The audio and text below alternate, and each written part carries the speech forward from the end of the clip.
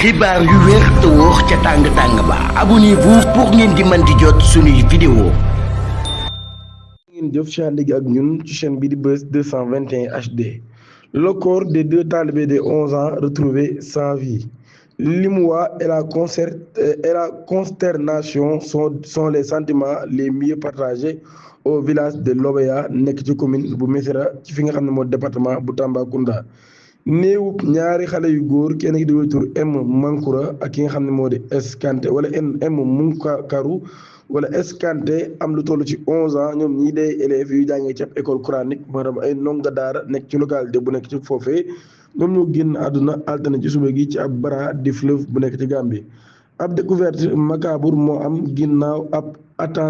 attente insoutenable alertée par les riverains. Les sapeurs-pompiers daan nañuy déplacé wu nag ngir repêcher néew ñaari xale yooyu nag daal nga xam ne ñoom ñii ndox mi moo leen daal di yóbbu ci bras du fleuve et les transporter à la morgue de l'hôpital régional de Tambacounda maanaam kon ginnaaw bañ leen fa jëlee leen la ñu ci hôpital régional bu Tambacounda bu ñu sukkandikoo ci parents ñaari taalibe yooyu nag daal ñoom ñi réeroon nañ depuis dimanche bi ñu weesu ci suba gi ab disparition boo xam ne nag daal daan na indi woon ab mobilisation ak vive inquiétude boo xam ni ci village boobu ñëpp daje woon nañ fii nag ab enquête ngir leeral drame boobu dëgg-dëgg lan moo ko waral face à cette fin tragique une enquête a été immédiatement ouverte par la gendarmerie de Dialokoto. Les autorités cherchent désormais à déterminer les causes exactes et les circonstances de ce drame qui plonge de nombreuses familles dans le deuil. Le village de Lobéya reste dans l'attente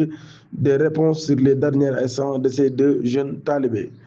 Azoura Fall moom mii day ginnaaw ab mauvaise manœuvre boo xam ne doon na ko def ci otoom daan nañ nag percuté benn waay joo xam ne da doon julli ci wetu jumaa ji loolu nag mi ngi xewee ci côté poste Médine yeneen fidèle nag daal daan nañu may ba fut juk bëgg woon a dal ci kawam ngir régler son compte waaye nag ñi nga xam ne ñoo di police ñoom ñu sauvé Azoura Fall jamono ji ñuy wax ak yéen kon mi ngi ci logo yu police de la Médina ki nga xam ne nag moo di blessé bi daan nañ koy évacuer par les sapeurs-pompiers vers une structure sanitaire de la place. di ñaan ngeen abonné ci chaîne bi activé cloche notification bi te aimé vidéo bi jërë ngeen jëf